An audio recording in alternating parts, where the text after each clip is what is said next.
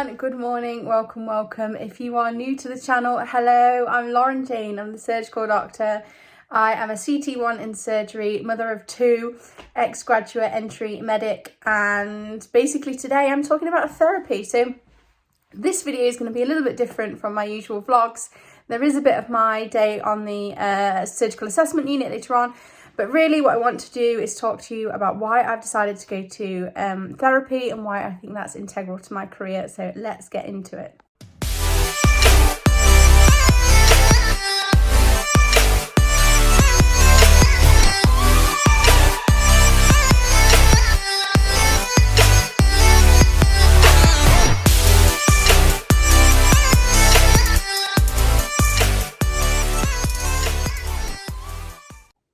Okay, so if you've been following my vlogs, if you follow me on Instagram, you'll know that since I came back from having a baby, certainly since I have started core surgical training, that my mood has been a bit, I have just been feeling really low and basically just like I'm not good enough to be on the programme. And I think that's partly to do with the fact that my surgical skills haven't been the best, but also partly I think it's an internal thing, I had a lot of issues in childhood and I think that has affected my self-esteem and, you know, what I think I'm capable of. Obviously, you know, I've done really well to get where I am, so it's not holding me back loads and loads. But what I think is why should I spend my life worrying about, you know, what other people think, having low self-esteem, low self-worth and being inhibited by imposter syndrome? Like, life is too short. So I've been thinking, you know, what do I do about this? I have thought about some other things which I'm going to do in a different video about how I'm going to tackle my imposter syndrome, but I wanted to make a separate video about going to therapy, and that's what I'm going to do. I'm going to take myself off to therapy, and what I'm going to do is I don't have any mental health problems. I don't consider myself to have mental health problems. It's not an anxiety or depression thing. It's more of just a self-worth, lingering sort of rubbishy self-esteem sort of thing. So I've chosen a private counsellor. She's not like a psychiatrist or a psychotherapist. It's a normal counsellor. And the counsellor that I've found charges £60 a session. So I'm not sure how often I'm going to be able to go. I'm hoping to go at least twice a month. And I'm just going to give it a go. I'm quite nervous, but thank you for coming on this journey with me. Please let me know if you've got any questions. Leave them at the bottom of the video and I'll answer them. And I'm going to be filming a couple of these therapy videos, and if I find it useful and you're a person who, many people have come to me since I've been, you know, vlogging my journey and struggling with the imposter syndrome and feeling like I'm rubbish at medicine, have been saying that you feel the same. So I will let you know if it's helpful for me. Hello, welcome back. So I'm about to leave for my first counselling session. I am quite nervous. So I found a lady on the, I think it's BACP, I'm putting the thing up right now, website. So I wanted to make sure I had someone who was accredited. However, it is, the counselling is going to be done in her home. And this worries me slightly because when I was a kid, we used to have this tailoress and you would have to go over to her house and she would make you, like, if you're trying on trousers or whatever, she would make you strip off in her living room and I'd try and hide behind the sofa. And she was like a middle-aged woman, she's in her 50s, and her husband would just be sat there watching the TV. And I was about 11 or 12 years old when this would happen, and honestly too old to be like hurriedly taking your trousers off in someone's living room. So when I heard that the counselling was going to be in someone's house, I was a little bit dubious, but then I remembered that, so a cousin of mine does counselling, she does it privately. I obviously didn't go with her because, you know, it's too close family and all that, but she has a dedicated studio in her house which is beautiful. So I am going to go with, you know, I'm the benefit of the doubt. I'm sure it's going to be fine. So I'm very excited about this, but also kind of nervous. So I'm going to go and hopefully it's fine and it's helpful. And I really feel like for me, this is a really positive step towards any lingering residual issues that I have and imposter syndrome and making myself a really successful woman effectively. I'll let you know how it goes. I'm back from my first session. It was my misgivings about it being in the house were misgivings. It was a room at the front of her house. He didn't go through the rest of the house, and it was the most beautiful room, much better than some, you know, bland clinical room. Like, I don't know if you've ever had counselling in like a health centre or something, devoidable personality. It had like a wood burner, a great sofa, really like Nordic aesthetic, which was just made me feel really at home actually. And I don't know why the decor matters, except that actually it really put me at ease and I felt like I was with a friend. She put me at ease straight away. Took some details from me at first, and then just sort of established what I wanted to get from the relationship and from today's consultation. And she was just so personable. It was so easy to talk to her, and her questions felt very much like useful but not particularly judgmental. And I just found it so easy to talk to her. And like I said at the start of the video, it's been really important for me to just sort of explore why sometimes I feel low, but more importantly than that, why I often doubt myself, and why I'm struggling so much with imposter syndrome, and having worked so hard to be a surgeon, why I'm kind of, struggling with, I guess, struggling with accepting that I'm on this course, and all of those things. So today was a very positive first experience. I have agreed to go back again, and I think what we're thinking about here is like a medium-term relationship rather than a short-term one, just because I know that via the NHS, so the reason that I went private rather than via the NHS is because I know that you can get 6 sessions, but there's a big waiting list. But I could have waited, it wasn't urgent that I was seen, but I feel like I wanted a more long-term relationship, so I could have a counsellor who kind of knew me, and we weren't rushing because we knew that there was a 6-session deadline. And in fact, I'm not sure they always even give you 6 sessions. I think it's 6 sessions if they feel you need it.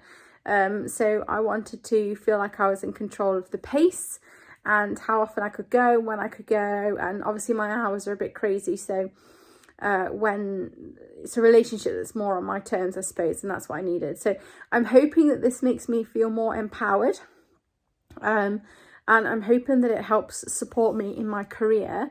I'm going to do the career anyway, but what I'm hoping is that it sort of eases the way I feel about my career, and helps with the barriers that I suppose I face. I think there's some evidence that suggests that certain people don't put themselves forward for leadership positions and things like that because they doubt themselves, and I definitely fall into that category. So if you have any questions about therapy or why I'm going or what my experience was like, please comment on the rest of the video, and I can do another video, or I can just answer them in the comments, because I'm really pleased with the idea to go, and I'm really glad that I did, and just wanted to share it. The dark lipstick, interesting choice, wasn't it? Is it a coping mechanism? She didn't say anything, but there we go. Day 1 post-therapy. I have to say, I'm feeling quite empowered this morning. I'm at work, I'm on a shift, and I feel great. I'm so glad that I did this for myself. Emergency day. Welcome to the shift. We're working in the surgical assessment unit, seeing poorly patients. On call day, so apart from eating my body weight in snacks, I always buy snacks for my team and I eat loads. That's how I get through my on-call day. Judge me if you will. I am also called to go and cannulate a patient who is apparently impossible to cannulate. Now, I was the haematology F1, so I am amazing for the most part at cannulating people. And I went and put myself forward. I'll go and cannulate him. Of course, I can cannulate him, even though the anaesthetics team couldn't do it. I still thought I could. So I went and took myself off. Look at my little tray, 2 little pinks, my little tourniquet there, but actually no dice. So this guy had ulcers on both his legs, so I couldn't even go in his legs.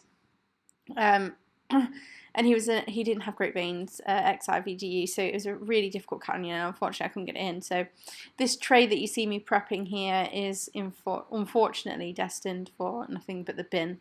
So there we go, but a good shift overall. It's about to get a little bit crazy, and I'll tell you about that just now. I've come for a quiet moment. We just had the crash core be pulled on the surgical assessment unit where I'm working, and it's always one of those horrendous moments where you're like, oh my god, what am I going to do? Everyone goes running down the corridor. You hope that there is someone way more senior than you right there, and luckily there was. We had a patient who had an anaphylactic reaction, which I've actually never seen outside of a simulated session, so we did all the things that we're supposed to do, but it's really stressful. It's one of the things that you really worry about as a med student is, what do I do? And yeah, it's happened, so but back on with the shift. Funny really, but having gone to therapy the night before, I do feel more grounded and empowered on this shift today, almost as if I can take what the world throws at me. And you know, as surgery goes, something is always thrown at you. So finished my shift on SAU. I didn't get to vlog much because it's just always so crazy, and there's always so many patients to see, and you almost never get a sense of how poorly a patient is, or I feel anyway, when they're on a board. So I don't like to leave patients sitting on boards. I like to go and try and see them as quickly as possible. So I saw a couple of patients today. The usual stuff, it's gen surg, isn't it? So it's the acute abdomen, so you know, bowel ischemia, appendicitis, gallstones, obstructing cancers, those sort of things. Like I said, we did have the crash call went off earlier, which was kind of the predominant part of the day for me, because I'm about to do my ATLS actually, and if you follow me on Instagram, you'll see that every night I'm kind of eking through this e-learning. And interestingly, anaphylaxis is always the easy one, I feel, whenever you're doing life-saving, because you basically know that if you get the adrenaline in, that your scenario is kind of good to go, whereas some of the others are a bit less cut and dry. But actually it was really frightening in real life, because, well, as you know, it's the simple things, like I haven't drawn up meds really, because the nurses do that. It's not something we really practice very much. So, you know, in the moment you don't want to make a mistake, but actually, you know, this is a skill you don't do that much. So we also had quite a poorly patient, and that took a lot of my day today, was dealing with this poorly chap and trying to give him the best possible care. And that often comes with a lot of time constraint, because you want to do your ECGs and your ABGs and your bloods and your x-rays, and all of these things take time to do, and then, you know, you want the med reg to review. And I realised I can't believe I'm saying this, but I actually have missed medicine and missed treating patients. I'm almost, what is on my face? God. I'm almost tempted to do a couple of days on MAU or something, just to make sure that I'm keeping my medical skills, you know, strong. I'm gonna drive home now, because, you know, I've been there for like 13 hours. So it's been lovely chatting with you. I'm going to call it a night, and I hope to see you in my next vlog.